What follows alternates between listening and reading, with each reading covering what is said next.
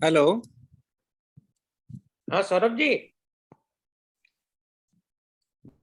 Hello. Hello. हाँ राघवेंद्र, मेरी आवाज आ रही है? आ रही है जी सौरभ जी, सर, आ आ रही रही है, आ है। रही है, आ रही है सर। हेलो। आ रही है सर आवाज। आवाज आ रही है आपकी सौरभ जी।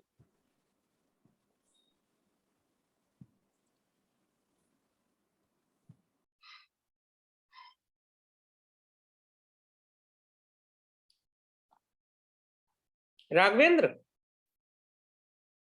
जी सर। ये विवेक जी नहीं जुड़े अभी? विवेक सर जुड़ रहे हैं सर, उनका इंटरनेट कुछ प्रॉब्लम कर रहा है। अच्छा अच्छा।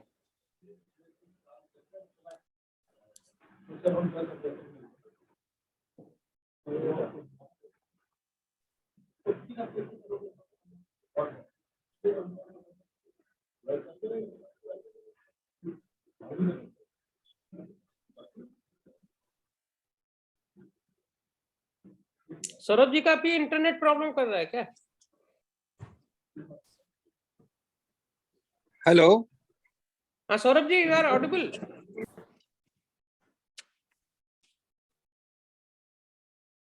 हेलो। हेलो। हेलो।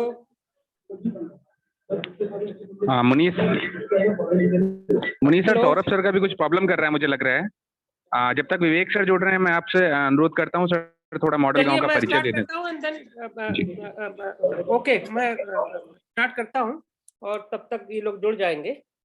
तो सभी लोगों को जो इस बैठक में हम लोग आपस में जुड़े हुए हैं, सभी को मॉडल गांव की तरफ से प्रणाम। मैं मनीष गंगवार मॉडल गांव का जो प्रोजेक्ट है उसके साथ जुड़ा हुआ हूं और लखनऊ से जुड़ रहा हूं मैं। और मैं नाबार्ड से रिटायर्ड मुख्य महाप्रबंधक के पद से मैं रिटायर हुआ था। रिटायरमेंट के बाद से ही मैं इस संस्था से जुड़ा हुआ हूं। तो आज आप सभी लोगों का स्वागत है। जैसा कि आप सभी लोग जानते हैं कि हम लोगों की ये कल्पना है, हमारा ड्रीम है ये कि हमारे प्रदेश के और देश के सभी गांव विकसित हों, मॉडल बने और उसकी शुरुआत आप लोगों से हो। ये एक अच्छी बात होगी। इसीलिए हमने आप लोगों को आज यहाँ आमंत्रित किया है कि हम दो विषयों पर हम चर्चा करेंगे। एक तो हम मॉडल गांव का जो प्रोजेक्ट है हमारा, तो मॉडल गांव को कैसे मॉडल गांव बनाया जा सकता है, उसकी क्या व्यूहरचना हो सकती है, इसके बारे में हम थोड़ी देर चर्चा करेंगे।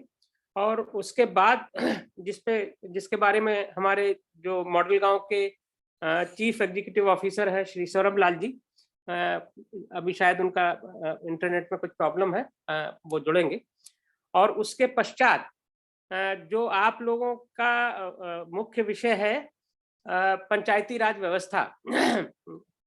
तो उसके लिए जैसा कि आप लोगों को हमने बताया भी है कि उसके लिए जो उत्तर प्रदेश सरकार के पंचायती राज के सलाहकार हैं श्री विवेक गंगवार जी, जो वर्ल्ड बैंक के भी सलाहकार हैं अभी भी, और पंचायती राज के बारे में वो उत्तर प्रदेश सरकार के मुख्य प्रशिक्षक के रूप में भी काम करते हैं।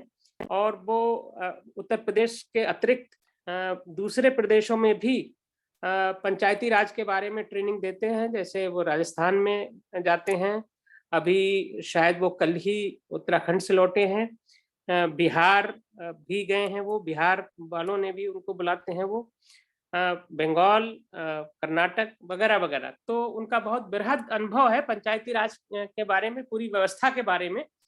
तो आज ये बहुत अच्छा अवसर होगा आप सभी लोगों के लिए कि आपके पास जो भी सवाल होंगे उनका जवाब हमारे विवेक जी आज आपको देंगे। तो क्योंकि बहुत लोग जुड़ गए हैं, काफी लोग 54 या 55 लोग जुड़ गए हैं अभी तक, 55। तो परिचय वाला कार्यक्रम हम लोग नहीं करेंगे, नहीं तो परिचय में ही बहुत समय निकल जाएगा। तो मैं सीधे सौरभ जी से रिक्वेस्ट करूंगा। Saurabh ji, you are on. Saurabh ji. Raghavendra. Hello. Sir Saurabh ji आप हेलो। 1 मिनट में देख रहा हूँ सर। कुछ प्रॉब्लम आज हो रही है। सर बाहर हो गए हैं सर मीटिंग से। इस बार तो सर ऐसा करो राघवेंद्र,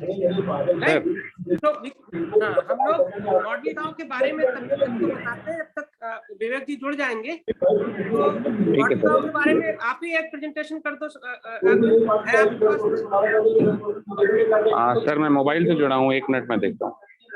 है उसको तुम ऑफिस? जी सर मैं कर रहा हूँ। विवेक सर जुड़ गए हैं वैसे।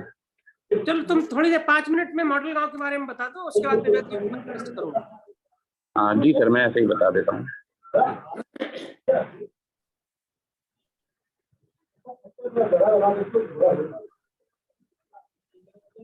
मीटिंग में जुड़े सभी लोगों का मैं बहुत बहुत स्वागत करता हूँ। मॉडल गांव की तरफ से मैं राघवेंद्र चौधरी आपको मॉडल गांव के बारे में थोड़ा सा परिचय देना चाहूँगा। एक तो हमारा जो मॉडल गांव है, मॉडल गांव किसानों की आय को 2 गुना कर सकता है और गांव को आत्मनिर्भर बना सकता है। गांव को धनी बनाएंगे, देश में खुशहाली लाएंगे, ऐसा हम लोगों का मानना है। हमारी जो पृष्ठभूमि है, मॉडल गांव डॉक्टर हीरालाल के बांदा में डिस्ट्रिक्ट मजिस्ट्रेट के रूप में किए गए 20 नवाचारों के परिणामों का योग है। बांदा जिले में ये आजमाया, परखा एवं प्रमाणित मॉडल है और एक बॉटम अप अप्रोच है। मॉडल गांव की कार्यप्रणाली जो है वो निम्न टेक्निक्स पर आधारित है। एक तो हमारा no cost low cost activities and actions हैं, यानी कि बिना लागत या कम लागत वाले काम करना, उपलब्ध संसाधनों के कन्वर्जेंस से व्यवस्था बनाना और स्वामित्व लेने के लिए सभी हितधारकों को शामिल करना। हमारा मॉडल गांव का जो विजन है वो गांव का चहुमुखी विकास करना है। हमारा मिशन है विलेज मैनिफेस्टो से विकास एजेंडा स्थापित कर एवं चेंज मेकर बनाकर गांव का सर्वांगीण विकास करना। हमारे 3 मुख्य भाग हैं। विलेज मैनिफेस्टो, हर गांव में हर गांव वाले को विलेज मैनिफेस्टो से जोड़ना। चेंज मेकर, हर गांव में चेंज मेकर बनाना। और कृषि से कृषि व्यापार, प्रत्येक गांव को कृषि उद्योग व्यापार के लिए सशक्त करना। हमारा जो पहला भाग है विलेज मैनिफेस्टो, जैसा कि हीरालाल सर ने कहा है, खेती सबसे बड़ा उद्योग है और किसान सबसे बड़ा उद्यमी है। विलेज मैनिफेस्टो क्या है? ये हमें विकास की पूरी जानकारी देता है, विकास के 25 एजेंडा स्थापित करता है और विकास की मांग पैदा करता है। विलेज मैनिफेस्टो का क्या फायदा है? हर प्रकार से हम मजबूत होंगे, अपना रोजगार होगा, पलायन नहीं करना होगा, नाम रोशन होगा, खुशहाल होंगे और धनी होंगे। हमारे 25 मुख्य मुद्दे हैं, जैसे सफाई है, पढ़ाई है, दवाई है। इनके पीछे हमारा एक अपना अलग है। जैसे दवाई की हम बात करते हैं तो सबसे पहले आता है डॉक्टर के पास जाएं या हॉस्पिटल जाएं। हमारा मानना ये है कि दवाई ऐसे करें कि हमें दवाई की ज़रूरत ही ना पड़े। जैसे योगा करें, योगा करके हम अपना स्वास्थ्य इतना अच्छा रखें कि हमें दवाई की ज़रूरत ना पड़े। इसी तरह से कमाई है, बिजली हम सोलर यूज़ करें, हमें और किसी बिजली की ज़रूरत ही ना पड़े। पानी है, पानी में हम पेयजल, सिंचाई और जल संरक्षण, इन तीनों पे बात करते हैं।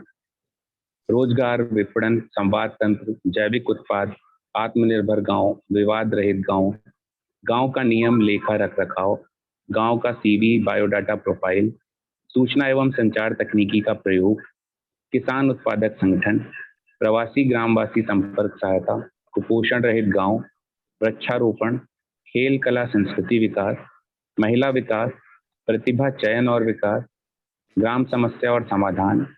भारत सरकार और उत्तर प्रदेश सरकार के जो कार्यक्रम हैं उनको गांव में लागू करना। और सबसे महत्वपूर्ण हमारा जो 25वां पॉइंट है गांव स्थापना दिवस, कि हम गांव का एक स्थापना दिवस मनाएं। उसमें जो लोग गांव से पलायन करके बाहर चले गए हैं उनको बुलाएं, जिनकी शादी हो गई है, बाहर चली गई हैं बेटियां, उनको वापस बुलाएं। एक मेला लगाएं, गाँव के सभी लोग उस दिन खुशहाली से अच्छे से अपने गाँव का एक स्थापना दिवस सेलिब्रेट करें। ये हमारा विलेज मैनिफेस्टो है, जिसको आप हमारी वेबसाइट पर जाकर डाउनलोड कर सकते हैं। मैं अभी उसको बता दूंगा। हमारा दूसरा पार्ट चेंज मेकर है। जैसा कि हम लोग जानते हैं, ज्ञान ही शक्ति। राघवेंद्र, जी सर। 1 मिनट में तुम ये गांव घोषणा पत्र को डाउनलोड करना सिखा भी दो, वो इसमें 1 मिनट लगता है। 1 मिनट सर, मैं बता रहा हूँ।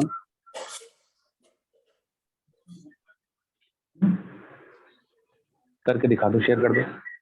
हाँ, तो उसमें 1 मिनट लगेगा, लेकिन वो बहुत उपयोगी होगा सभी के लिए।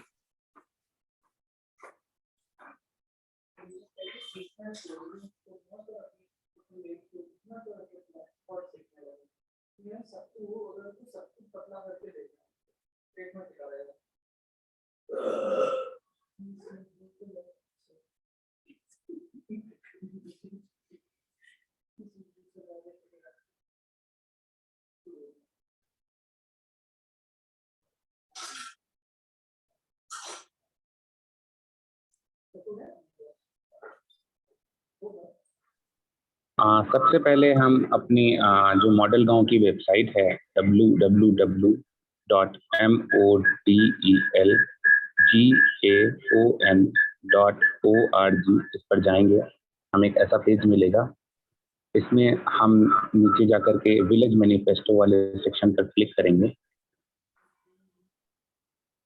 जब हम इस पर क्लिक करेंगे तो हमें एक ये पेज मिलेगा जिसमें विलेज मैनिफेस्टो क्या है, इसकी आवश्यकता क्यों है, ये सब चीज़ें हैं। आपको ब्लिंक करता हुआ एक दिखेगा, अपना विलेज मैनिफेस्टो प्राप्त करने के लिए यहाँ क्लिक करें। जब हम यहाँ क्लिक करेंगे तो हमें एक छोटा सा फॉर्म खुल के आएगा। इसमें सबसे पहले अपना मोबाइल नंबर, अपनी ईमेल आईडी, अपने गांव का नाम, पिन कोड, ये सब चीज़ें आप इसमें भरकर जब नीचे आप इसको करेंगे तो नीचे आपको एक अपलोड फोटो का ऑप्शन देगा। इस पर क्लिक करके आप अपनी फोटो यहाँ पर सिलेक्ट कर लीजिए। जो आपके मोबाइल में है, कहीं भी हो वहां से सिलेक्ट कर सकते हैं।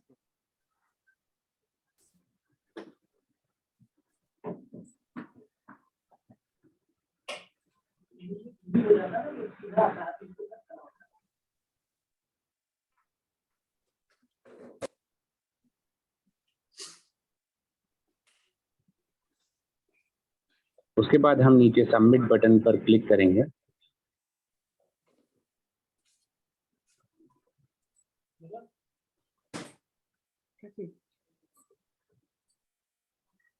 ये हमारा आपका अपना विलेज मैनिफेस्टो, आपकी फोटो लगा हुआ, आपका नाम, आपके गांव का नाम लिखा हुआ बन करके आ जाएगा। इसको आप डाउनलोड कर सकते हैं और अपने गांव में, अपने गांव के बाहर सभी लोगों के साथ इसको शेयर कर सकते हैं। हमारा जो दूसरा भाग है चेंज मेकर, जैसा कि हम सभी लोग जानते हैं ज्ञान शक्ति है। चेंज मेकर क्या करते हैं? चेंज मेकर बदलाव का वाहक हैं। वो भ्रमण कर व्यवहारिक ज्ञान लेंगे, कहीं अच्छा काम हो रहा है, कहीं अच्छी खेती हो रही है, कहीं अच्छा पशुपालन हो रहा है, वहाँ जाकर वो सीखेंगे और उन चीज़ों को आकर अपने गांव के लोगों के साथ अपने गांव में शुरू करेंगे। ज्ञान शक्ति से वो विकास करेंगे और जो भी अच्छे कार्यक्रम होंगे उनका नेतृत्व करेंगे। हमारा तीसरा भाग कृषि से कृषि व्यापार, जैसा कि हम लोग जानते हैं एफपीओ या एफपीसी, किसान उत्पादक कंपनी। इससे जो फायदे होंगे, सबसे पहले तो हम खेती ना करें, खेती व्यापार करें। खेती घाटे का सौदा है, इसलिए हमें खेती की जगह खेती व्यापार करना चाहिए। सभी गांव वालों को मिलकर एफपीसी बनाना चाहिए और उसको चलाना चाहिए। गांव का नुकसान जो होता है उसको फायदे में बदलें, एक कंपनी का मालिक बने और उसका लाभ लें। हमारे मॉडल गांव के जो स्तंभ हैं, सबसे पहले किसान, जो एफपीओ एफपीसी के माध्यम से हम किसानों को अपने मॉडल गांव के साथ जोड़ रहे हैं। हमारे जितने भी गांव हैं उन सभी के प्रधानों को हम सीधा संवाद करके उनको जोड़ रहे हैं। एनआरएलएम आईसीडीएस की जो महिलाएं हैं, हम उनको अपने मॉडल गांव से जोड़ रहे हैं। बीएलई सीएससी जो ईडीएम गवर्नमेंट जो वर्क कर रहे हैं उनको भी हम अपने साथ जोड़ रहे हैं। एनवाईके पीआरडी के जो युवा हैं, जो गांव में अच्छा काम कर रहे हैं, अपने गांव को आगे बढ़ाना चाहते हैं, उनको भी हम मॉडल गांव के साथ जोड़ रहे हैं। और सबसे महत्वपूर्ण कड़ी जो शिक्षकगण हैं, उनको भी हम अपने मॉडल गांव के साथ जोड़ रहे हैं। अब सवाल आता है कि मॉडल गांव से कैसे जुड़ें। तो सबसे पहले आप हमारी वेबसाइट www.modelgaon.org पर जाएं, वहां पर अपने आप को रजिस्टर करें। हमारे social media channel Facebook, Twitter, LinkedIn, YouTube, सभी से आप हमारे साथ जुड़ सकते हैं। तीसरा जो अभी मैंने जैसा आपको दिखाया, अपने गांव का घोषणा पत्र डाउनलोड कर सकते हैं। ये हमारे ऑफिस के नंबर्स हैं, आप इन पर हमसे संपर्क कर सकते हैं। हमारे मॉडल गांव का ईमेल है modelgaonindia@gmail.com, जिस पर आप हमें ईमेल करके भी हमारे साथ संपर्क कर सकते हैं। हमारे तीनों programme village manifesto, change maker, FPO FPC, इनमें से आप किसी के साथ भी जुड़कर मॉडल गांव से जुड़ सकते हैं। अब प्रश्न आता है कि मॉडल गांव बनाना कैसे शुरू करें, तो हमने इसको 2 स्टेप में रखा है। सबसे पहले हमारी वेबसाइट, जैसा कि मैंने आपको भी बना के दिखाया था, हमारी वेबसाइट खोलें, उसमें विलेज मैनिफेस्टो सेक्शन पर क्लिक करें, अपना विलेज मैनिफेस्टो बनाएं। उसमें नाम, मोबाइल, पता आदि अपनी सूचना भरकर अपनी फोटो अपलोड करें, सबमिट करें और उसको फ्री में डाउनलोड करें और सभी लोगों के साथ शेयर करें। मॉडल गांव बनाना कैसे शुरू करें, स्टेप 2। तो इसमें सबसे पहले विकास के मुद्दों का जन जागरण। घोषणा पत्र के 25 बिंदुओं के लिए प्रत्येक का एक प्रभारी एवं समन्वयक जिसमें उनकी रुचि हो, उनकी जानकारी हो, उसके आधार पर अपने गांव में मनोनीत करें। प्रत्येक प्रभारी एवं समन्वयक अपने विषय पर पूरे गांव को जागरूक करेगा। ये हमारे कुछ रिकॉग्निशन हैं। हमारे मॉडल गांव प्रोग्राम को बहुत से अवार्ड मिले हैं। भारत गौरव पुरस्कार, नेपाल में गांधी पीस फाउंडेशन की तरफ से हमें पुरस्कार दिया गया, वर्ल्ड बुक ऑफ रिकॉर्ड्स की तरफ से भी हमें पुरस्कार मिला है। नीति आयोग के vice chairman Rajiv Kumar sir ने भी हमारे मॉडल गांव की हीरालाल सर की अपने ट्वीट में सराहना की है। उन्होंने भी हमारी बहुत तारीफ की है। मीडिया कवरेज भी हमें समय समय पर मीडिया कवरेज मिलती रहती है। टाइम्स ऑफ इंडिया ने हमारे बहुत अच्छे आर्टिकल्स छापे हैं। राष्ट्रीय सहारा ने पूरे देश के सभी संस्करणों में हमारे मॉडल गांव के बारे में लिखा है। ग्रामीण विकास विरासत का संरक्षण। गांव को गांव रहने दें, शहर मत बनने दें। गांव का विकास उसका शहरीकरण करने से नहीं होगा, उसको समृद्ध बनाकर करें। उसको गांव को समृद्ध बनाकर हम उसका विकास करें। गांव की कला, संस्कृति एवं उसका इतिहास उसकी सच्ची धरोहर है, जिसका हम सभी लोगों को संरक्षण करना चाहिए। कृषि पर्यटन। कृषि पर्यटन में शहरी पर्यटक किसानों के घरों में जाते हैं, वहां रहते हैं।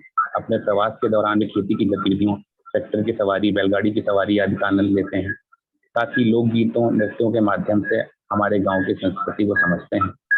पूरे देश में, पूरे प्रदेश में बहुत अच्छे अच्छे लोग हैं जो कृषि पर्यटन के क्षेत्र में कार्य कर रहे हैं। जैसे बांदा में प्रेम सिंह जी हैं, अब्बास जी सीतापुर में हैं, अजय मलिक जी मेरठ में हैं, जो अपने गांव का एग्री टूरिज्म अपने गांव को बनाकर अपने गांव को प्रसिद्धि दिला रहे हैं। ये हमारा बहुत इंपॉर्टेंट है कि नए और अच्छे कार्य करने के लिए हमें किसी भी पद, पैसा या पावर की जरूरत बिल्कुल नहीं होती है। हमें बस एक अच्छी नीयत, नीति, नेतृत्व, सोच, इच्छा शक्ति और अपनी लगन की जरूरत है।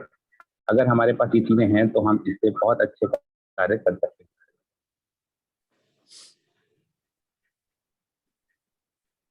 हमारी मॉडल गांव टीम में ये हमारे बहुत अच्छे अच्छे सलाहकार हैं। हमारे साथ हीरालाल सर जुड़े हुए हैं जो हमारे ऑनरेरी मेंटोर हैं। कृषि के क्षेत्र में पद्मश्री पुरस्कार प्राप्त हमारे साथ हमारे 4 पद्मश्री मार्गदर्शक हैं। जैसे रामचरण वर्मा जी हैं बाराबंकी के, भरत भूषण त्यागी जी हैं, धवल सिंह चौहान सर हैं, बाबूलाल दहिया सर हैं। कृषि विश्वविद्यालय के रिटायर्ड प्रोफेसर और वीसी और जो अभी वहाँ पर कार्यरत हैं वो वीसी, वो हमारी सलाहकार समिति में हैं, जो समय समय पर हमें सलाह देते रहते हैं कि हम मॉडल गाँव में कैसे और अच्छा कर सकते हैं, गाँव को और कैसे आगे बढ़ा सकते हैं। हमारे पार्टनर्स हैं ICICI फाउंडेशन के, हम बहुत शुक्रगुजार हैं जिन्होंने हमारे मॉडल गांव को कार्य करने के लिए समर्थन दिया है। चंद्रशेखर आजाद यूनिवर्सिटी हमारा नॉलेज पार्टनर है। इस तरीके से हमारे मीडिया पार्टनर्स हैं सभी लोग। ये हमारी वेबसाइट है www.modelgaon.org, जैसा कि मैं पहले भी आपको बताया है। ये हमारे ऑफिस के नंबर हैं 9532445111, 9696552460। आप इस पर हमसे संपर्क कर सकते हैं। modelgaon.india@gmail.com, इस पर आप हमें ईमेल कर सकते हैं। ट्विटर पर गांव मॉडल के नाम से, फेसबुक पर मॉडल गांव के नाम से, इंस्टाग्राम पर मॉडल गांव के नाम से, यूट्यूब पर मॉडल गांव के नाम से, लिंक्डइन पर मॉडल गांव के नाम से और कू पर मॉडल गांव के नाम से आप हमें सर्च कर सकते हैं, हमें फॉलो कर सकते हैं, हमारे साथ जुड़ सकते हैं। दिखा दिया तो चलो गांव की ओर, सोच बदलो, गांव बदलो। मॉडल गांव गांव की तकदीर और तस्वीर बदलने के लिए सतत प्रयासरत है। धन्यवाद। Thank you Raghavendra. Hiralal sir जुड़ गए हैं क्या? सर जुड़े हुए हैं। तो सर से रिक्वेस्ट कर दें कि 2 मिनट वो भी बोल दें, उसके बाद हम विवेक को बुलाएं। हीरालाल सर जी बताइए, क्या आदेश है मेरे लिए? नहीं, मेरा आदेश नहीं सर। अब आप फाइनल क्लोजिंग वर्ड्स तो बोल दें, तो उसके बाद हम विवेक जी से रिक्वेस्ट करेंगे। अच्छा ठीक है, तो देखिए जो हम लोग आज ये वेबिनार कर रहे हैं, देखिए टेक्नोलॉजी का क्या कमाल है कि हम लोग कहाँ कहाँ बैठे हैं और एक दूसरे से जुड़ के बात कर रहे हैं। मैं केवल संक्षिप्त में ये बात करूंगा कि जब आप बीमार होते हैं तो दर्द आपको होता है। ऐसा नहीं है कि बीमार आप हो और दर्द आपके पिताजी को हो जाए या आपके मदर को हो जाए। ठीक, पहली बात। अगर आपको अच्छे नंबर चाहिए तो पढ़ना आपको पड़ेगा। ऐसा नहीं हो सकता है कि आपके पिताजी आपकी पढ़ाई कर लें और आप पास हो जाएं। ये 2 उदाहरण मैंने क्यों दिया? ये 2 उदाहरण मैंने इसलिए दिया कि अगर आप अच्छा इंसान बनना चाहते हैं तो आपको ही करना पड़ेगा। आप धनी बनना चाहते हैं तो आपको ही करना पड़ेगा। आप अपने गांव का विकास करना चाहते हैं तो आपको ही करना पड़ेगा। और सबसे अच्छी बात यह है कि पिछले 5 साल से सबकी नजर किधर है? गांव का तरफ है। क्यों? शहर में पानी नहीं है, दवाई नहीं है, अच्छी हवा नहीं है, अच्छी सड़क नहीं है, नौकरी थी वो भी अब नहीं मिल रही है। अभी कोरोना में जब विपत्ति आई तो लोग कहाँ आए? शहर में। अगर शहर इतना अच्छा होता, सब कुछ दे देता, तो शहर में रहते, नहीं रुके, गांव में आए। और वर्तमान सरकार, चाहे वो केंद्र सरकार की हो या उत्तर प्रदेश की सरकार हो, गांव की भलाई के लिए, गांव को आगे बढ़ाने के लिए बहुत काम कर रहे हैं। आप जो लोग जुड़े हैं, आप लोग विकास क्यों नहीं हो रहा है? प्रधान बनते हैं, जनप्रतिनिधि बनते हैं, या गांव का एक सिंपल आदमी जो अपने गांव को अच्छा करना चाहता है, वो क्यों नहीं अच्छा काम कर पा रहा? वो इसलिए अच्छा काम नहीं कर पा रहा क्योंकि वो सोचता नहीं है।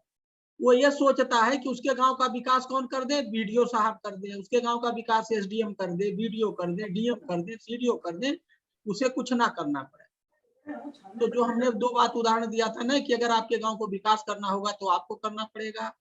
अगर आप अच्छा नंबर चाहते हैं तो आपको पढ़ना पड़ेगा। बीमार है तो दर्द आपको होगा। तो देखिए, जो मॉडल गांव का कॉन्सेप्ट है, आप सपना देखिए कि आपको अपने गांव को विकास करना है और आगे ले जाना है। उसमें जो सहयोग या जो जरूरत होगी वो मॉडल गांव देगा, आपको अकल देगा। आपके रास्ते में कोई रुकावट आएगा तो वो जब रास्ते की रुकावट आप दूर करेंगे तो उसमें आपकी मदद करेगा। या नहीं रुकावट आएगी तो मॉडल गांव दूर करेगा, आप दूर करेंगे। हर काम आपको करना है। और जैसे मैं आईएएस बना, ऐसा क्या संभव था कि मेरे पिताजी पढ़ देते मेरी जगह पे, मेरे गांव वाला पढ़ देता, या मेरी मदर पढ़ देती? ऐसा नहीं है। तो देखिए, आप लोग गांव का जो विकास करना चाहते हो, सपना देखो, गांव का विकास करना शुरू करो। और ये मॉडल गांव ऐसा काम है, ऐसा आइडिया है कि आपको हर तरह से सहयोग देगा, मदद देगा, और आपका विकास होगा, आपके गांव का विकास होगा, और आप अपने गांव के हीरो बनेंगे। ठीक है ना? ये लोगों के दिमाग में गलत फहमी है। क्या? अच्छा काम करने के लिए, नया काम करने के लिए क्या चाहिए? पद चाहिए। अच्छा काम, बढ़िया काम, नया काम करने के लिए गलत फहमी है। पहला क्या? पद चाहिए, कोई आईएएस हो या कोई पद हो, पहली गलत फहमी। दूसरा, पावर हो, उसके पास बहुत सारा पावर हो, जैसे कलेक्टर साहब के पास पावर होता है, बीडीओ साहब के पास पावर होता है। पहला पद चाहिए, पैसा चाहिए, और तीसरा पावर चाहिए, और तीसरी बात पैसे की होती है। हर काम के लिए पैसा चाहिए। ये तीनों बात गलत है। अच्छा काम, बढ़िया काम, नया काम करने के लिए ना पद चाहिए, ना पैसा चाहिए, ना पावर चाहिए। अच्छा काम, नया काम, बढ़िया काम, खूबसूरत काम करने के लिए क्या चाहिए? एक अच्छी सोच चाहिए, एक अच्छी नीयत चाहिए, और अच्छी लगन चाहिए। अगर आपने अच्छा काम करने का सोच लिया, अच्छा काम करने के बारे में सपना देखने लगे, तो पद, पैसा, पावर आपके पीछे पीछे भागेंगे। समझ में आई बात? इसका सबसे बढ़िया उदाहरण अन्ना हजारे। अन्ना हजारे रिटायर होके जब आए तो ड्राइवर थे। ड्राइवर को रिटायरमेंट पे क्या मिलता है? तो पद, पैसा, पावर नहीं था। लेकिन आज अन्ना हजारे अपने गांव को मॉडल गांव बनाए और पूरे देश में वो फेमस है। एक बात। इसी तरह से बाबा रामदेव का उदाहरण ले लीजिए, जो योगा वाले हैं। उनके पास पद, पैसा, पावर कुछ नहीं था। कहां से शुरू हुए, आज देखिए वो कहां पहुंच गए हैं। इसी बात के साथ मैं अपनी बात को समाप्त करूंगा। अपने दिमाग से, ये दिमाग में जो ये भरा हुआ है ना, मिस इन्फॉर्मेशन, गलत सूचना, आपका ये जो सॉफ्टवेयर में अच्छा काम, बढ़िया काम करने के लिए पद, पैसा, पावर चाहिए, इसको दिमाग से निकालिए। अच्छा काम, बढ़िया काम, नया काम, खूबसूरत काम करने के लिए एक अच्छी सोच चाहिए, एक अच्छा विजन चाहिए, एक अच्छा सपना चाहिए। ये काम करने में आपकी मदद मॉडल गांव करेगा। तो मुझे बहुत सिंपल में यही कहना है, सपना देखना शुरू करो कि हमें अपने गांव का मॉडल गांव बनाना है, हमें कुछ जिंदगी में कर गुजरना है और स्वार्थ से दूर जाओ। लोग सोचते हैं हम ही धनी हो, हमारा परिवार धनी हो, कभी नहीं भला होगा आपका। ये सोचो कि हमारा भला हो या ना हो, हमारे परिवार का भला हो ना हो, गांव वालों का भला हो, सबका भला हो। जब ये सोचोगे तो सबसे पहले भला आपका होगा। तो हमें थोड़ा सा स्वार्थ से भी दूर जाना होगा। मुनीष जी, थैंक यू। धन्यवाद sir, thank you very much sir. Thank you.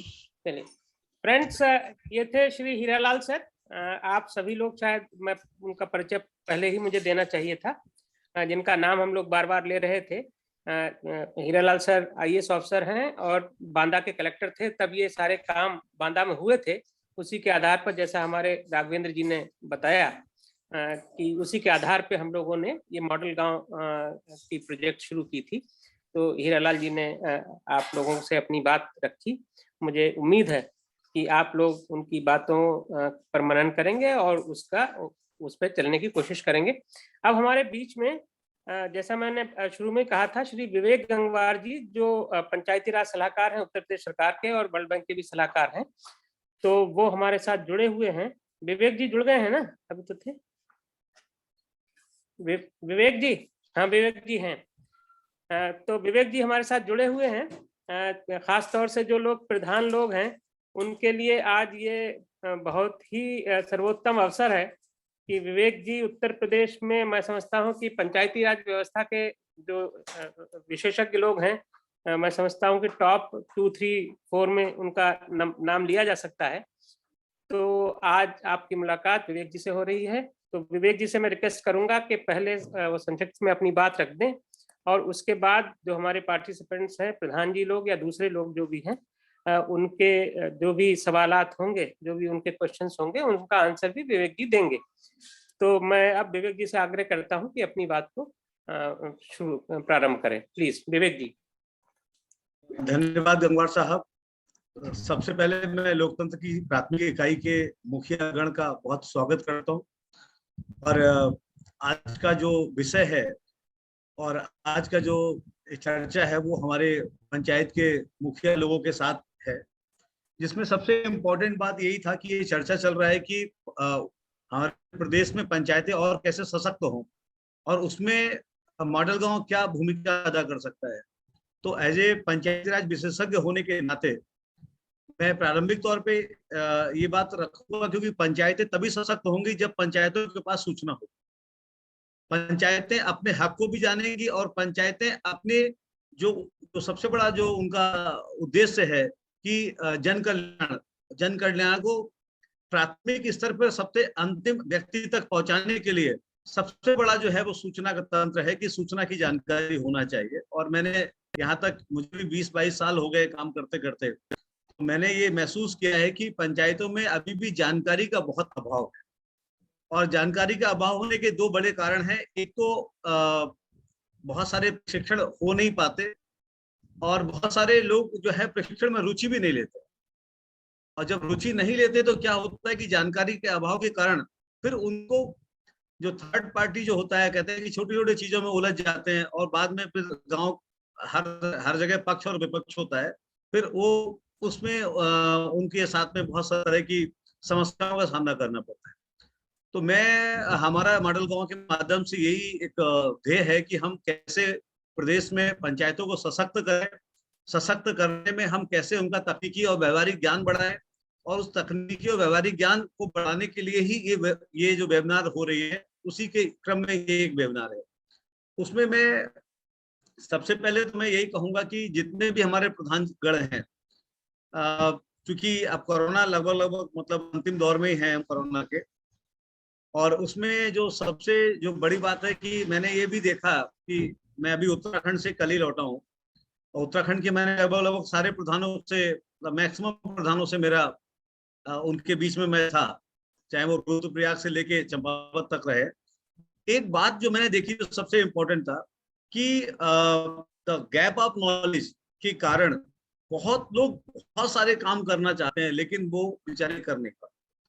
दूसरी जो सबसे बड़ी बात प्रधान जी लोगों की है, जो समस्या भी है कि नॉलेज के ना होने के कारण जितनी भी, चाहे वो राज्य वित्त हो, चाहे वो 15वां वित्त, अब 15वां वित्त चल रहा है, चाहे वो मनरेगा के अंतर्गत काम करने की बात हो, चाहे हमारी बहुत सारी जो वेलफेयर स्कीम्स हैं, उन स्कीम में कैसे बेहतर तरीके से हम काम कर सके, वो काम तो करते हैं लेकिन तकनीकी और व्यवहारिक ज्ञान और ना होने के कारण डॉक्यूमेंट जो है गड़बड़ा जाता है और उसके बाद में बहुत सारे मुकदमों में लोग उलझ जाते हैं।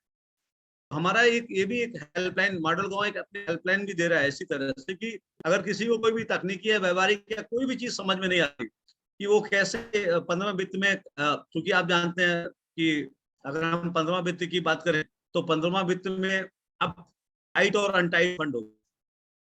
पहले 14वां वित्त में केवल अनटाइट फंड हुआ करता था। पहले बेसिक ग्रांट होती थी, परफॉर्मेंस ग्रांट होती थी, अब टाइट और अनटाइट है। अब टाइट भी है तो टाइट फंड कहाँ पे खर्च होना चाहिए, जैसे जल और स्वच्छता दो ही 50-50 है, बाकी अनटाइट फंड है। तो ये जो उसका रेशियो कैसे मेंटेन करें, उसको हम कैसे उसके डॉक्यूमेंट तैयार करें, और जब ये डॉक्यूमेंट तैयार नहीं हो पाते तो हो ये जाता है कि अभी तो कुछ नहीं, लेकिन कुछ समय के बाद में एक फिर जिन निकलता है और फिर वो हमारा राइट टू इंफॉर्मेशन के माध्यम से या किसी के माध्यम से जब लोग उस डॉक्यूमेंट को पकड़ लेते हैं, और चूंकि स्वाभाविक बात है कि नॉलेज लगातार मतलब बहुत तेजी के साथ में प्रसार हो रही है, तो पक्ष के पास में भी है, विपक्ष के पास में। मैंने देखा कि प्रधान लोग बेचारे बहुत अच्छा काम करते हैं, लेकिन बेचारे कभी कभी तकनीकी ज्ञान मतलब कमी के या ज्ञान के कारण जो है उनकी जानकारी ना होने के कारण उनको बहुत सारी समस्याओं का सामना करना पड़ता है। एक बात मैं बहुत बधाई दूंगा जितने भी हमारे प्रधान हैं, कोरोना काल में जितना अच्छा काम प्रधान लोगों ने किया, मतलब ये मतलब कहना चाहिए कि बेमिसाल काम किया। मतलब जहां अपने जो है साथ नहीं दे रहे थे, भाई भाई को साथ देने को तैयार नहीं था, कोई आपस में एक दूसरे से चर्चा करने का मतलब सगे सगे रिश्ते भी दूर हो गए। लेकिन वहां के मैंने देखा उस जमाने में, ये दौर में भी मैंने देखा कि प्रधान जी लोगों ने इतना बेहतर काम किया, चाहे वो बॉम्बे से आए हों, चाहे वो दिल्ली से आए हों, चाहे वो कहीं से भी आए हों। क्योंकि ये अभी हीरालाल सर ने अभी आपको बताया ही था कि अलग अलग जगह से भाग कर लोग अब गाँव जा रहे हैं। गाँव उस समय भी गाँव भाग के जब आ रहे थे तो सबसे ज्यादा अगर किसी ने मेहनत किया तो गाँव के प्रधान जी ने किया, रिस्क लिया। लेकिन उस रिस्क के बावजूद भी कई सारे लोग हमारे प्रभावित भी हुए। लेकिन मैंने ये देखा कि इससे बेहतर, मैंने उत्तराखंड में भी यही बात, मैं कल भी परसों में मैं यही बात बोल रहा था, प्रधानों से संवाद कर रहा था। और मैं सबसे पहले मैं आप सभी को एक बार बेहतरीन काम करने के लिए जो है कोरोना काल में आप सबको मैं बधाई देना चाहता हूँ। तो मैं चाहता हूँ कि आप लोग एक अपने लिए अपनी पीठ थपथपा लें। मैं क्योंकि वर्चुअल ट्रेनिंग में, एक वर्चुअल वार्ता में एक सबसे बड़ा प्रॉब्लम यही होता है कि हम हमारे हाथ तो नहीं जा सकते आपके पास में, लेकिन मैं कह सकता हूँ कि मैं क्लैप करके जो है आप लोगों को जो है मैं चाहता हूँ कि मैं आपको बधाई दूं, आपने बहुत बेहतर काम किया। फिर बात आती है कि पंचायत में मैं सबसे पहले मैं 4-5 चीजें बताना चाहता हूँ, फिर मैं चर्चा करूंगा, आपसे प्रश्न लूंगा, आपके जो प्रश्न होंगे उनका प्रत्युत्तर दूंगा, क्योंकि ये वन वे नहीं बनाएंगे। मोटा मोटा समझ लीजिए, मैं फिर बोलता हूँ जो बार बार भी कहता हूँ कि ग्राम सभा और ग्राम पंचायत, सबसे ज्यादा मुकदमा ग्राम सभा और ग्राम पंचायत के डॉक्यूमेंट तैयार ना होने के कारण चल रहे हैं और आगे भी होंगे। डॉक्यूमेंट में क्या है कि ग्राम पंचायत जो हमारी है, तो ग्राम पंचायत की बैठक हर महीना होना अनिवार्य है। उसका रेशियो ये है, एक्ट ये कहता है कि दोनों बैठकों के बीच में 1 महीने का डिफरेंसेस मतलब जो है उससे ज्यादा नहीं होना चाहिए। एक्ट क्या है? एक्ट ये है, ये किताबें हैं, ये मुझे नहीं पता कि आप में से कितने प्रधान लोगों के पास में किताबें हैं। मेरे पास लगभग सारे एक्ट मेरे पास में है, और इन एक्ट में से ही फैसला डीपीआरओ साहब देते हैं, इसी से फैसला वीडियो साहब देते हैं, इसी से फैसला जिला का कोर्ट करता है, इसी से सुप्रीम कोर्ट करता है। सारे लोग जो डिसीजन लेते, चाहे डीएम साहब हो, सारे लोग फैसला किससे लेते हैं? इस उत्तर प्रदेश पंचायती राज एक्ट से लेते हैं। तो एक्ट को मुझे नहीं पता कि कितने प्रधान लोगों के पास में ये एक्ट है या नहीं है।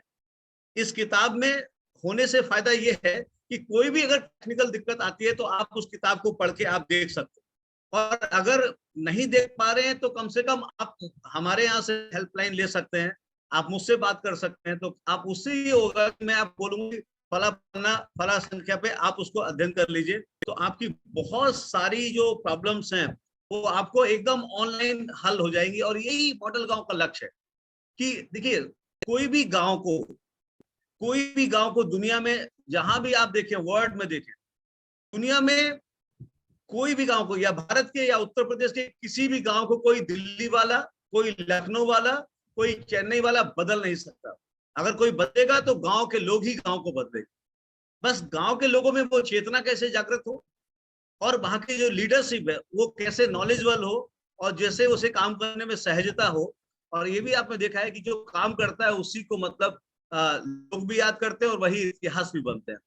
तो इसमें जैसे ग्राम पंचायत की बैठक धारा 12 गांव में साफ साफ प्रोविजन है कि बैठक प्रति माह अनिवार्य है। मुझे नहीं पता कि आपने रूपपत्र 8 में कितनी कार्रवाई लिखा। जो बैठक को करना है उस बैठक से पहले आपका एजेंडा निकलना चाहिए, बिफोर द 5 डे, मतलब 5 दिन पहले एजेंडा निकलना चाहिए।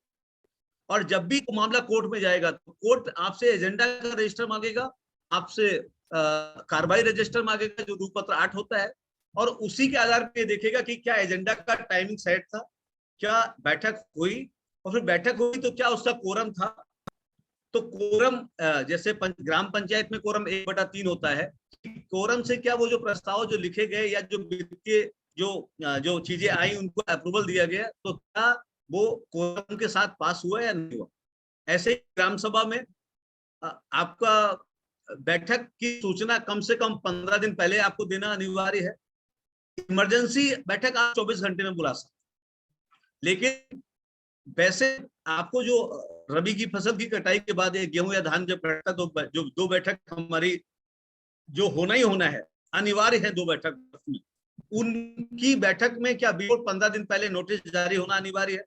15 दिन का जो नोटिस होगा उस नोटिस बिफोर 15 डेज है, मतलब 15 दिन पूर्व, और उसकी सूचना आपको डुडुगी के माध्यम से आपको सार्वजनिक स्थान पर आपने जब इंफॉर्मेशन देते हैं, जब ग्राम सभा बुलाई जाती है तो उस ग्राम सभा में आपका कोरम होता है कि कम से कम कुल मतदाता के 1/5 जब आपके लोग आएंगे गांव के, जिनके हस्ताक्षर होंगे, तभी वो बैठक को विधिमान्य माना जाएगा, वरना वो बैठक अमान्य हो जाएगी। फॉर एग्जाम्पल, अगर आपने जीपीटीपी जब बनाई तो जीपीटीपी का जो प्रस्ताव जो आपने 5 साल का या आपने वार्षिक प्रस्ताव जो पास किया, उसके आधार पे आपने प्लान प्लस पे अपलोड किया, आईडी जनरेट हुई, आईडी के सापेक्ष में आपने पेमेंट किया और एक्शन साहब पे आपने विकास की रिपोर्ट जमा की, फिर प्रिया साहब पे आपने बिल्डिंग किया। लेकिन अगर आपने ग्राम सभा की बैठक में अगर कोरम नहीं, पहली बैठक में कोरम पूरा नहीं किया और आपने सारा काम कर लिया, तो ये आपकी पर्सनल लायबिलिटी बन जाएगी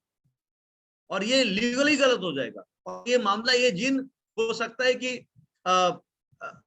1 साल, 2 साल, 3 साल, 5 साल, 7 साल, 8 साल के बाद में निकल के आए, तो आप वो प्रोसीडिंग को बदल नहीं सकते और वो प्रोसीडिंग के अकॉर्डिंग आपका अनलीगल हो जाएगा, क्योंकि कोर्ट भी वही बोलेगा कि आपकी ग्राम सभा में जब आपका कोरम था 1/5, तो आपने पहली बैठक में वो कोरम क्यों नहीं पास किया।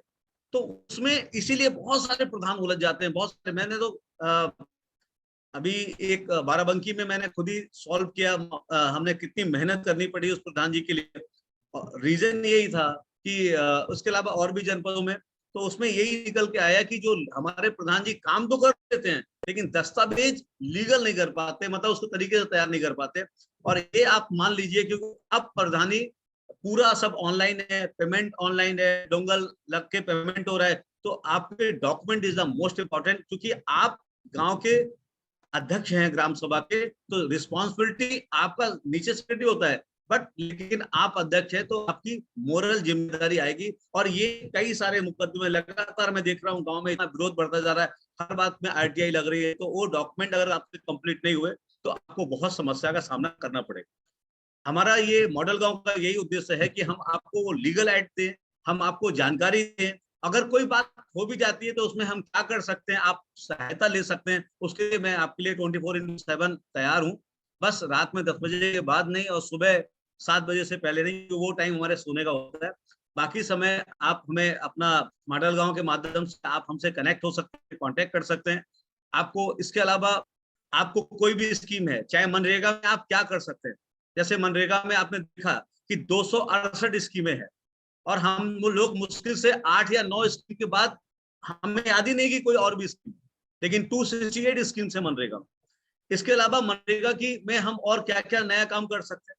इसके अलावा एक नया आजकल जो फंड आया है SBM2 स्वच्छ भारत मिशन 2 जो आया है, जिसमें कितने सोख्ता गड्ढे बनाने हैं, कितने सामुदायिक सोख्ता गड्ढा, जिसमें सामुदायिक सोख्ता गड्ढा कैसे बनाना है, जिसमें अगर गांव में अगर 5000 से ऊपर की आबादी है तो हमें कैसे उस तो गांव का जो पानी हमने यूज कर लिया, मान ली एक होता है जमीन से निकाला, एक होता है हमने यूज किया। यूज कैसे करते हैं? किचन में, बर्तन से धोने में, नहाने में, धोने में जो मैक्सिमम पानी है हमारा 80% पानी या 85% पानी, इस पानी को जब घर से बाहर निकले तो नाली के माध्यम से वो पानी को हम कहाँ लेके जाएं या घर में हम क्या उपयोग करें, तो उस पानी को बाकायदा रिप्रेस करके उस पानी का रीयूज करें। क्योंकि आप भी जानते हैं कि वाटर बहुत बड़ा प्रॉब्लम अब पूरे दुनिया में है, हिंदुस्तान में उसमें कोई अछूता नहीं है, बहुत बड़ी क्राइसिस है। तो उस पानी के लिए बाकायदा बहुत बड़ा जो है कि हमें WSP हम कैसे बनाए, APR मॉडल हम कैसे काम कर सकते हैं, हम कैसे हम सोख्ता गड्ढा बना सकते हैं, कैसे हम सामुदायिक सोख्ता गड्ढा बना सकते हैं, उसको बनाने का तरीका क्या है।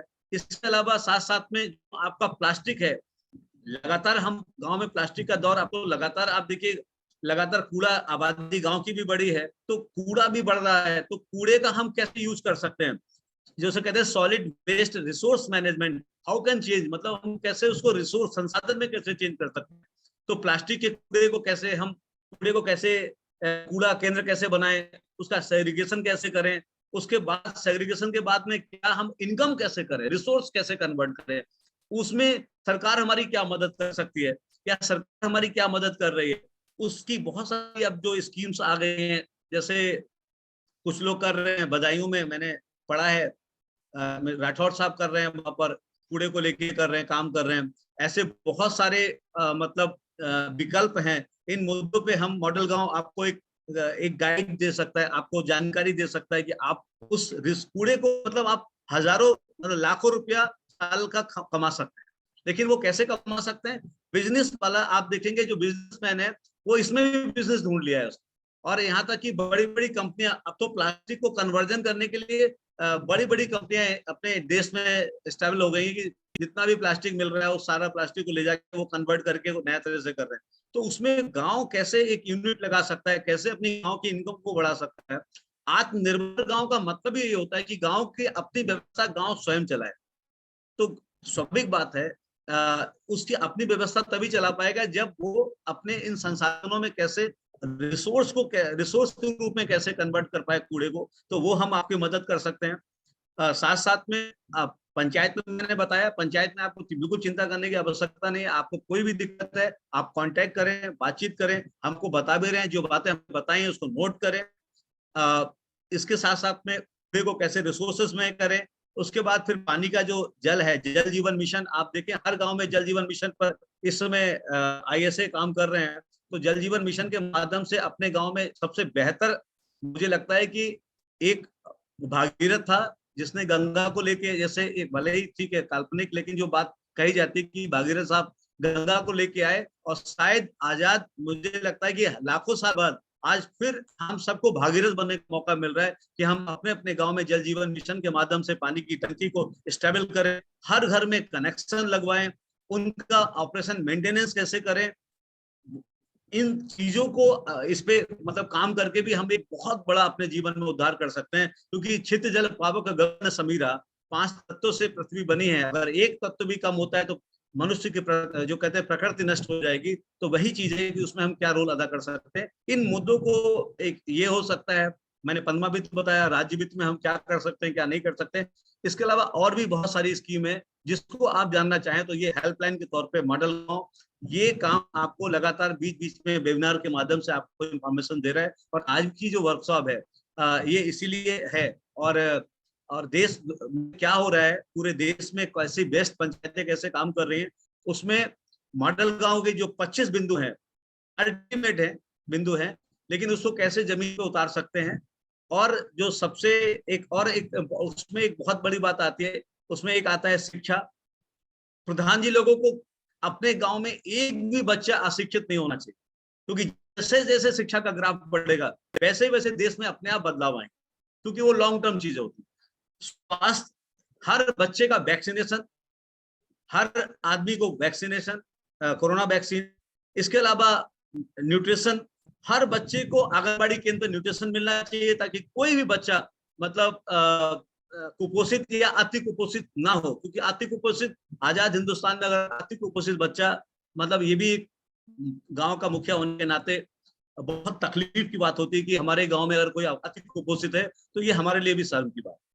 इसके अलावा क्योंकि पहले गांव में पैसा तो नहीं होता था, लेकिन सब एक दूसरे की आवश्यकताओं को प्रतिपूर्ति करने में हमेशा सहयोग किया करते थे। एक बहुत इंपॉर्टेंट बात मैं रखना चाहता हूँ, मैंने उत्तराखंड में भी किया है, लगभग बहुत सारे प्रधान, लगभग 257 प्रधानों ने मुझे उसका फीडबैक दिया है कि अपने गांव में यूथ पॉलिसी जरूर बनाए कि कक्षा 1 से कक्षा 8 तक के बच्चों के लिए खेलने का क्या होना चाहिए, उनका यूथ पॉलिसी बनाए। कक्षा 8 से कक्षा 12 तक अगर स्कूल है या गांव में लोग हैं तो उन बच्चों के लिए एक यूथ पॉलिसी जरूर बनाए, क्योंकि ताकि उन बच्चों के मन में ये मोबाइल ठीक है, लेकिन मोबाइल का भी अति उपयोग भी बड़ा खतरनाक है। तो बच्चे मैं देख रहा हूँ लगातार खेल कूद से दूर हो रहे हैं। तो एक यूथ पॉलिसी बनाए जिनमें बच्चों को खेलने का जरूर, वॉलीबॉल या फुटबॉल जरूर उनको प्रोवाइड कराएं, ताकि कम से कम जो बच्चे मतलब गलत चीजें मोबाइल पर ना देखकर वो अपने खेल कूद में अपना लगाएंगे तो उनका शरीर भी स्वस्थ होगा।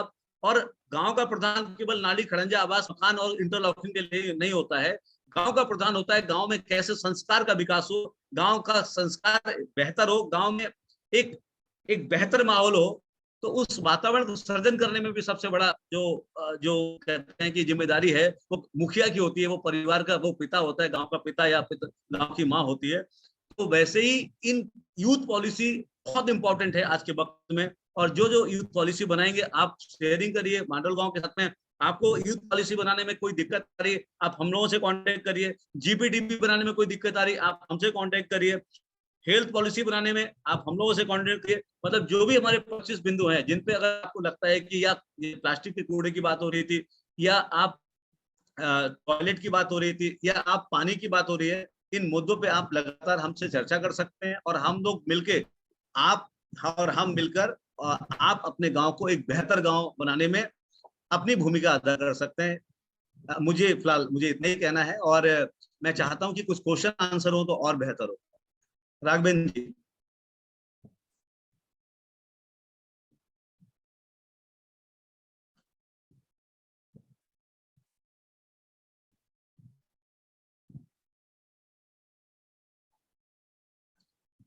कुलवंत, राघवेंद्र, कौन ट्रेन जो भी कोऑर्डिनेट कर रहे हैं? सर किसी का कोई क्वेश्चन हो तो सर से पूछ सकते हैं आप लोग। जिनका क्वेश्चन है वो अनम्यूट कर लें और अनम्यूट करके अपनी बात को रखें। जिसको भी कोई सवाल हो अपने रोजमर्रा के काम से जुड़ा हुआ या कोई भी प्रश्न इस विषय से जुड़ा हुआ, तो विवेक जी हमारे बीच में है, तो आप अपना सवाल पूछें। नमस्कार जी। नमस्कार। मेरा नाम आशीष कुमार। आपके जो संस्था के जो प्रोफेशनल हैं प्रियेंद्र कुमार जी, इनसे मेरी मुलाकात हुई थी। आज ये आपकी संस्था के प्रोग्राम का पहला दिन था और आप सभी का बहुत बहुत धन्यवाद। जिन चीज़ों से हमारा 24 घंटे वास्ता रहता है, इतने अनुभवी व्यक्तियों ने ये सभी बातें बहुत ही साधारण भाषा में बताई। सारी अप्रोच डाउन टू अर्थ है और सारे जितने भी इनपुट्स बताए गए सभी अच्छे थे। मेरे ब्लॉक के ग्राम प्रधानों की तरफ से और जितनी भी ऑडियंस इसमें शामिल थी उनकी तरफ से आप बहुत बहुत शुक्रिया। अब मेरा अनुरोध है कोई भी ग्राम प्रधान या जो भी ऑडियंस जुड़ी हुई हो, जो भी सवाल पूछना चाहें इतने अनुभवी व्यक्तियों से पूछ सकते हैं। धन्यवाद। स्वागत।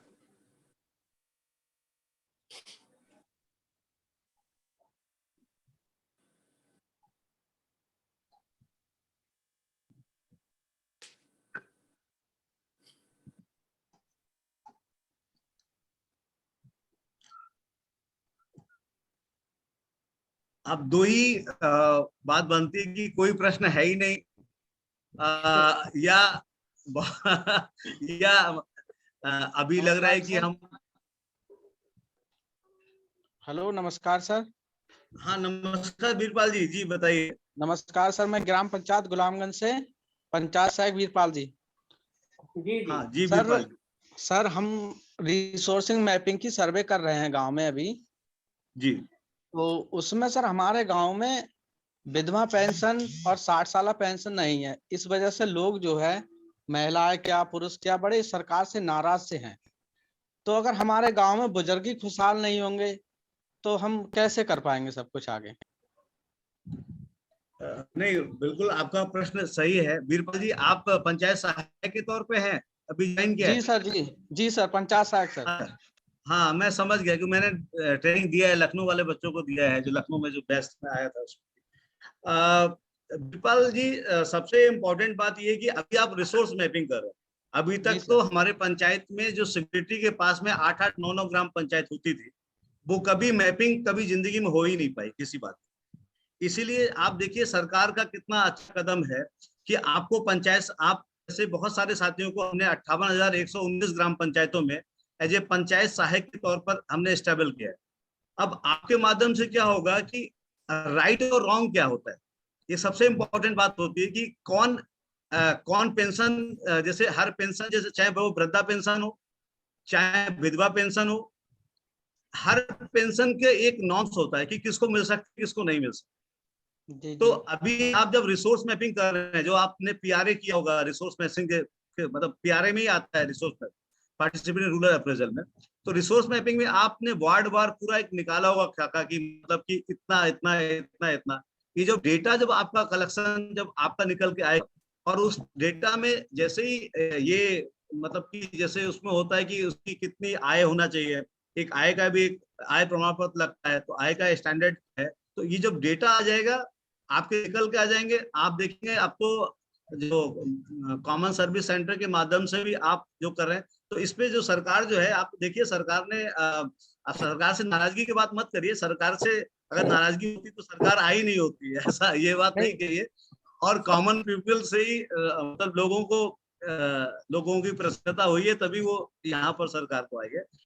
आप इतना जरूर कहिए, मतलब आप एक डेटा रिसोर्स अपना तैयार कर लीजिए इसको, और आप देखिएगा फिर जैसे ही इसमें चीजें ओपन होंगी, जैसे प्रारंभ होंगे, आप देखिएगा सरकार इस पर जरूर काम करे। ये सरकार की टॉप प्रायोरिटीज है। सर, मैं सरकार से नाराजगी वाली बात इसलिए कह रहा था कि जो गांव के हमारे लोकल कर्मचारी होते हैं वो सही सूचना देते ही नहीं है, इसलिए लोग कर्मचारियों से नाराज नहीं होते, सरकार से नाराज होते हैं। लेकिन आप निश्चिंत रहिए, आपको वृद्धा पेंशन के लिए क्या न्यूनतम होता है, आपको तो एक किताब ये मुझे याद है कि आपको जो है जब आप ट्रेनिंग हुई थी तो ये किताब हम लोगों ने दी थी आपको, अगर आपको मिला होगा किताब मिली थी। तो हम मतलब मैं लेके बैठा हूँ, मैं जानता हूँ इस तरह के प्रश्न आ सकते हैं, तो उसमें मिनिमम स्टैंडर्ड्स क्या है वो, मतलब एक तो आप सर्वे कर लीजिए पहले पूरा सो, उसके बाद में फिर कौन पात्र हो सकता है कौन पात्र नहीं हो सकता है, वो जब आप फिल्टर करेंगे आप देखेंगे। अभी जब सरकार बनने के बाद में आप देखिएगा बहुत सारा इस पे बहुत तेजी से काम, लेकिन व्यक्ति सही होना चाहिए, गलत नहीं होना चाहिए। आवास में कुछ लोगों ने गड़बड़ किया, आपने देखा कि सब सस्पेंड भी हो गए, सस्पेंड के साथ में लोगों का नौकरी चला गया। तो ये थोड़ा ख्याल रहे कि गलत पात्रता का चयन नहीं होना चाहिए। इसीलिए आपको रखा है कि आप गांव के हैं और गांव के लोग जानते हैं, और आप गांव के हर आदमी को जानते हैं कि ये कार वाला है या ये बेचारा साइकिल वाला है या पैदल वाला है। जी सर, बहुत बहुत धन्यवाद सर। विवेक जी, उनके नमस्कार सर। विवेक जी, उन्होंने सवाल में अपने ये कहा था कि कर्मचारी जो है वो सही सूचना नहीं देते, वीरपाल जी ने ऐसा कहा था। तो कर्मचारी सही सूचना दें, इसके लिए क्या प्रधान जी का कोई रोल हो सकता है? इस पे थोड़ा सा आप प्रकाश डालने की कोशिश, प्रकाश डाले तो अच्छा होगा।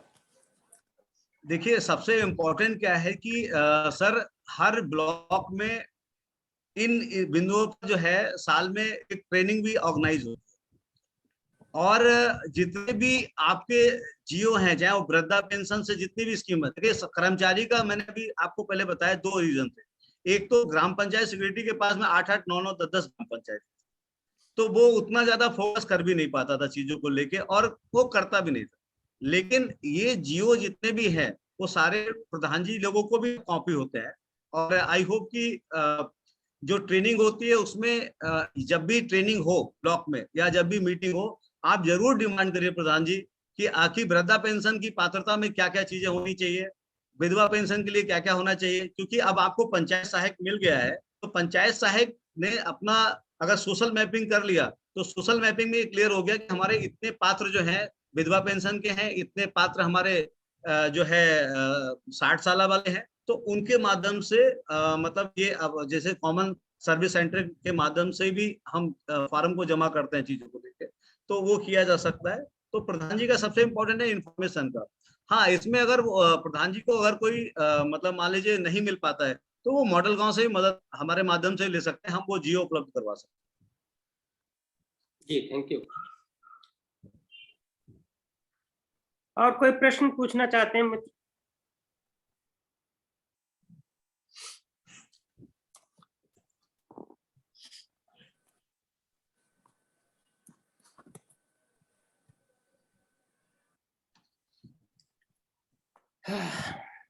अच्छा, कितने लोग हैं, मतलब जरा थोड़ा सभी लोग जरा अपना अपना वीडियो ऑन कर, फोटो ऑन करिएगा सर। कितने लोग हैं जिनके पास में एक्ट है, वो जरा हाथ उठाए। पंचायती राज एक्ट सभी का वीडियो ऑन करवाइए राघवेंद्र जी। सभी लोग जरा सामने आए जरा। चलिए, आप लोगों ने सवाल नहीं पूछा तो विवेक जी ने पूछ लिया है कि कितने लोग, कितने प्रधान जी लोग यहाँ बैठे हैं जिनके पास ये एक्ट की कॉपी है, वो बताएं जरा। क्या अपना वीडियो ऑन करिए। ज्योति शर्मा जी, सरोज जी, कई कुमार पाल जी, दीक्षा जी, रक्षा जी। अब हाँ, क्योंकि क्या है ना, संवाद का है, टू वे होता है, टू वे कम्युनिकेशन होता है। आप में से कितने लोगों के पास में है, जरा हाथ उठाएं, मैं समझ जाऊंगा। ऐसे हाथ उठा दीजिए। आप कल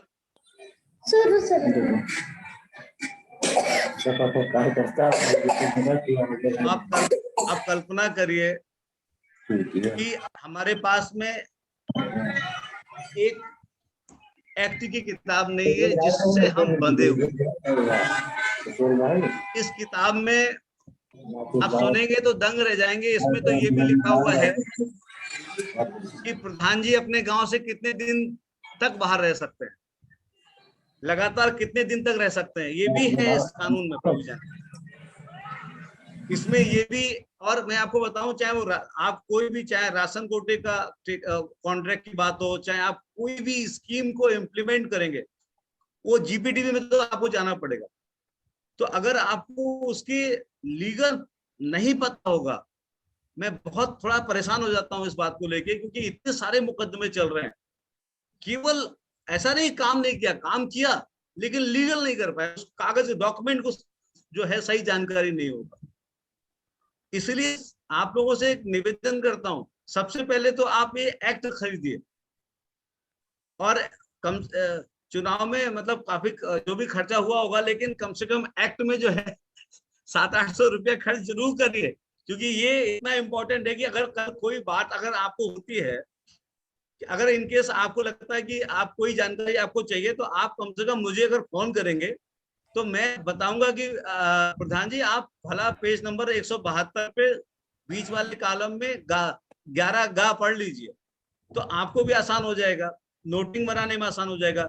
मैं मनरेगा में इतना बुरा केस, प्रधान बेचारे जेल जा रहे थे, कैसे मैं जानता हूं कि मैंने कितनी मेहनत किया उसमें, और बेचारे को 468 लग गया। तो फिर वो गलत था, लेकिन कैसे उसके लिए भी, सच के लिए भी कितना लड़ना पड़ा।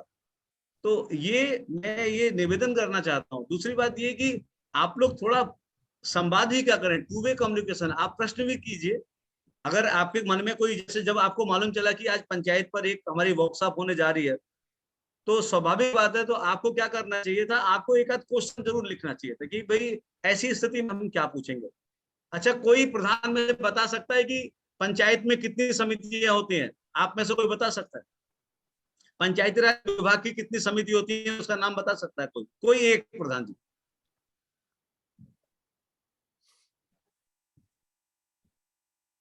बीरपाल, तुम बता सकते हो? अनम्यूट कर लो।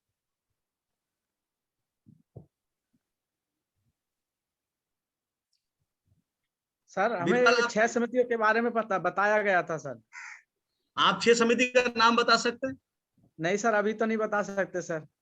आप बताइए। आप पंचायत सहायक हैं, दैट इज, कोई बात नहीं, बिरपाल, मैं कोई डिप्रेस नहीं कर रहा, मैं ये कर रहा हूँ बेटा, नॉलेज इज पावर। मैं बता रहा हूँ 6 समितियां, मेरे पास कोई कागज नहीं है। नंबर 1 ग्राम प्रशासनिक समिति, जिसे सारे कर्मचारियों को नियंत्रण करना था। नंबर 2 ग्राम नियोजन एवं विकास समिति, जिसको जीपीडीपी बनाने का काम होता है, ड्राफ्ट तैयार करने का। नंबर 3 ग्राम स्वास्थ्य एवं कल्याण समिति, जिसमें हेल्थ का सारा काम करना पड़ता है।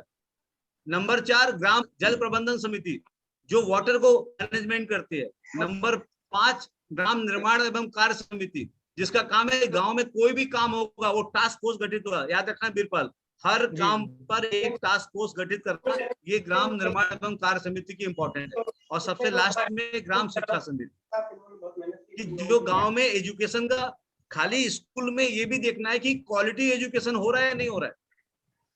जी तो सर। आपको, अगर आपके गांव में कोई भी सेक्रेटरी साहब आपकी बात को नहीं सुन रहे हैं, लेखपाल साहब आपकी बात को नहीं सुन रहे हैं, तो आपको कौन सा तरीके ऐसे अपनाने चाहिए कि जो जिससे वो सुने नहीं, उनको आपके पास आना पड़े। तो उसका कानून में, पंचायती राज एक्ट में उसका प्रोविजन है इस बात को लेके कि उनको महीने में कब आपको मतलब आपको जानकारी देना है, वो बाध्य है इस बात को लेके। लेकिन ये जो नॉलेज है, ये बताने के लिए एक्ट में प्रोविजन है। तो ये जानकारी आपको तभी मिल पाएगी जब आपके पास रिसोर्स होगा। लेकिन ये बहुत अच्छी बात है कि आप मॉडल गांव से जुड़े हैं। मॉडल गांव ये सुविधाएं, जानकारी के लिए आपसे मन साझा कर रहे हैं, और आपके लिए ये जो भी जानकारी जो ना समझ में आए, आप कभी भी मॉडल गांव के माध्यम से वो जानकारी को हासिल कर सकते हैं। ये आपके लिए एक सेंटर है। तो मैं पंचायती राज विशेषज्ञ के तौर पे मॉडल गांव में अपनी सेवाएं दे रहा हूँ, देता रहूंगा।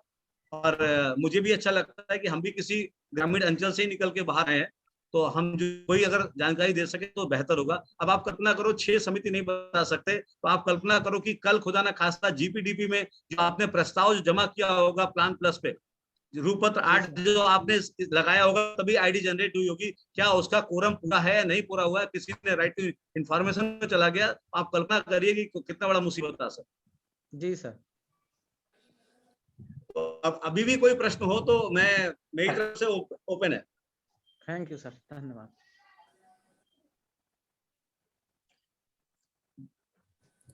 कैसा लग रहा है बिरपाल, ये कार्यशाला कैसी लग रही है आप लोगों को? बहुत अच्छी सर, बहुत अच्छी सर। हम तो सर चाहते हैं कि हमें बीच बीच मीटिंग इस तरह की ले ली जाए, और हम अपने गांव की समस्याओं को अधिकारियों के सामने कहें, ताकि जो हमारे ग्राम पंचायत की समस्याएं हैं उनको निपटारा किया जाए। जो हमारे बुजुर्ग हैं, गांव के लोग हैं, जिससे सरकार की योजनाओं का लाभ नहीं मिल रहा है इन लोगों को, तो वो मिलना चाहिए। हम तो ये कहते हैं कि जब सरकार दे रही है तो हमें सही सूचना देनी चाहिए और लोगों को उसका लाभ मिलना चाहिए।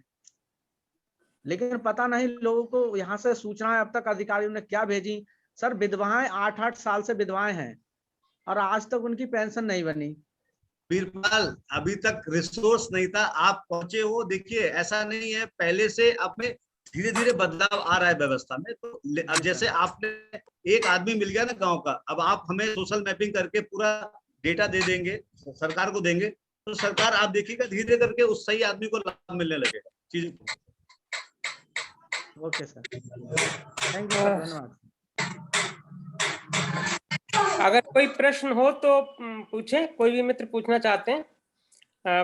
विवेक जी ने अपनी बात काफी विस्तार से कही, और चूंकि विवेक जी मॉडल गांव से जुड़े हुए हैं इसलिए आज उपलब्ध है फ्री ऑफ कॉस्ट, अन्यथा ये बहुत महंगे विशेषज्ञ हैं। पूछ रहे थे हसोड़ी शरीफ जाने की सोच रहा है, तुम चलोगी? तो फिर हाँ। विवेक जी लगता है कि आज लोग तैयार होकर नहीं आए सवाल पूछने के लिए, कोई बात नहीं। प्रियेंद्र आप जुड़े हुए? प्रियेंद्र फ्रेंड नहीं जुड़े हुए हैं, फ्रेंड सर सहारनपुर गए हुए हैं। अरे वो सहारनपुर से ही जुड़े हुए थे भाई। नहीं जुड़े हुए। तो चलिए फिर विवेक जी आपको बहुत बहुत धन्यवाद।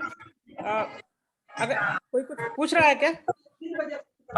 ये बताइए, जैसे बीज जी ने कहा भी थोड़ी देर पहले जी, कि हमारे यहाँ बहुत विधवा वृद्धा है, ठीक है, 2-2 साल से ऑनलाइन करवा के फॉर्म जमा है, हो ही नहीं रहा है, तो उसके लिए क्या किया जाए? दूसरी चीज अभी आपने कहा प्रधान ने मेहनत, आपकी आवाज म्यूट हो गई। पैसे नहीं मिला कोरोना काल में, जो पैसे लगे थे स्कूल में खाना खिलाया गया, आज तक किसी प्रधान को पैसा नहीं मिला है, आप भी जानते होंगे इसको। और विधवा वृद्धा में ऑफिस पे फॉर्म जमा करने लेके जाओ, पहले पैसा मांगते हैं, पैसा देने के बाद भी 2-2 साल 3-3 साल नहीं होता है। देखिए 2 चीजें हैं, सरकार की भी एक अपनी एक लिमिटेशन होती है कि वो कितना पैसा किस मद में दे सकते हैं नहीं दे सकते। लेकिन सरकार बनती है लोक कल्याण के लिए, चाहे प्रधान जी हो, मतलब वो भी सरकार है, वो गांव की सरकार है, चाहे राज्य की सरकार हो और चाहे वो देश की सरकार। ये जो डेटा इकट्ठा किया जा रहा है, जैसे कि अभी वीरपाल ने, आपने सुना भी होगा, आपके भी गांव में हो रहा होगा कि पूरा एक सोशल मैपिंग हो रही होगी कि ताकि हर चीज के पात्रों का मतलब एक डेटा तैयार किया जा रहा हो। सरकार भी जैसे जैसे चीजों को मतलब प्रायोरिटीज होती है, मुझे लगता है अब जो सरकार जो है, आपने देखा भी है कि उन्हीं के कारण जो है कितना उसको चीजें हुई हैं, तो कहना नहीं चाहिए, आप भी जान रहे हैं इस बात को लेके। और आप जैसे जब ये डेटा हमारे पास होगा, सरकार के पास में होगा, बात रखी जाएगी और निश्चित तौर से सरकार फोकस करेगी, क्योंकि सरकार ऐसा नहीं है, लेकिन लिमिट होता है। जैसे पानी की टंकी का ही है, अगर आपने देखो आपके ब्लॉक में, आपका कौन सा ब्लॉक है? रेरा बाजार। कौन सा रेरा बाजार किस जनपद में है ये? बलरामपुर में। जैसे आप बलरामपुर जनपद का है, फॉर एग्जाम्पल रेरा बाजार ब्लॉक में 50 ग्राम पंचायतें हैं या 60 ग्राम पंचायतें हैं, औसत मान लीजिए, या गैसड़ी हो गया, कोई भी हम ले लेते हैं। 83। हाँ 83 है, तो क्यों गैसड़ी तो खैर तुलसीपुर गैसड़ी ऐसे कहीं भी कोई भी है, ब्लॉक है, तुलसीपुर गैसड़ी अलग ब्लॉक। हाँ वो अलग है। मैंने दिया है, वहाँ के वीडियोस को पढ़ाया है, आपके सारे वीडियोस को मैंने ट्रेनिंग दिया हुआ है। तो एक्चुअली उसमें फॉर एग्जांपल 83 में अगर जेजीएम में अगर लिए गए होंगे तो 40 से 45 गांव लिए गए होंगे, बाकी रेस्ट छोड़ दिया गया होगा। क्योंकि सरकार के पास भी पैसे का एक लिमिटेशन होता है, मतलब सरकार भी जनता जो टैक्सेस होते हैं वही पैसे घुमा फिरा के करती है चीजों को लेके। तो वही वाली बात है कि 1 साल या 2 साल जो वाली बात है, लेकिन अब जो है सरकार, अब बहुत प्रायोरिटी, आप देखिएगा बहुत ज्यादा प्रायोरिटी इस बात को, तो जितना भी डेटा होगा इसका बहुत बेनिफिट आप देखेंगे यथाशीघ्र मिलेगा और लोगों को। नहीं जैसे ही नहीं, मतलब जैसे कोई कहने की बात तो है कि ये कोई चाहता है, कोई प्रधान मुझे नहीं लगता चाहता होगा कि पात्र वृद्धा उनके गांव में बचे। बहुत कम ही प्रधान होंगे जो चाहते होंगे पात्र वृद्धा बचे गांव में, सब लोग चाहते बन जाए, बट बन कहाँ पाता है, ये सबसे बड़ी बात है। नहीं देखिए एक लिमिटेशन होगा, एक साथ आप भी जानते हैं कि इस देश में एक साथ कोई भी व्यवस्था को नहीं किया जा सकता ना, वो क्रमशः तो होगा, प्राथमिकता के आधार पर। बताया कि आपका 83 ग्राम पंचायत है, अब 83 ग्राम पंचायत में आप 83 ग्रामों में एक साथ पानी का टंकी का नहीं बनने का वो 2021-22 में कुछ लिया होगा, कुछ 22-23 में लेंगे चीजों को लेकर, तो वो क्रमशः होता है। हम ये सोचे कि एक साथ हम कर देंगे तो पैसा कहाँ, सरकार के पास भी उतना पैसा कहाँ होता है चीजों को लेके, लेकिन प्रायोरिटी होती है। जैसे अब पानी का प्रायोरिटी हो गया, अब आप देखिएगा स्कॉलरशिप को जो ये जो पेंशन है, आप वृद्धा पेंशन और आपकी विधवा पेंशन, आप देखिएगा सरकार की, इस सरकार की आप देखिएगा अब बहुत टॉप प्रायोरिटी होगा। चलिए थैंक यू विवेक जी। और आज जितने लोग जुड़े सभी को धन्यवाद कि आप लोगों ने इस बैठक को अटेंड किया, और इस बैठक को ऑर्गेनाइज करने में जिन मित्रों का सहयोग रहा है उनका बहुत बहुत अभिवादन और बहुत बहुत धन्यवाद उनका। आज की ये बैठक लाभदायक रही होगी ऐसा हम मानकर चलते हैं, और भविष्य में भी जब भी आप की तरफ से कोई इस तरह की मांग आएगी कि साहब इस तरह की और बैठकें करवाई जाए तो हम उपलब्ध रहेंगे। और विवेक जी चूँकि पंचायती राज में इनका बहुत इंटरेस्ट भी है, बहुत इनके दिल के पास है ये सब्जेक्ट, तो ये अपना समय कहीं ना कहीं से निकाल कर हमारे साथ जुड़ने की कोशिश करते हैं, तो ये भी उपलब्ध रहेंगे। तो सभी लोगों को एक बार पुनः धन्यवाद, और भविष्य में हम इस तरह की बैठकों में मिलते रहेंगे इस उम्मीद के साथ आज की इस बैठक को हम यहीं समाप्त कर रहे हैं। धन्यवाद। धन्यवाद सर। धन्यवाद सर। Thank you.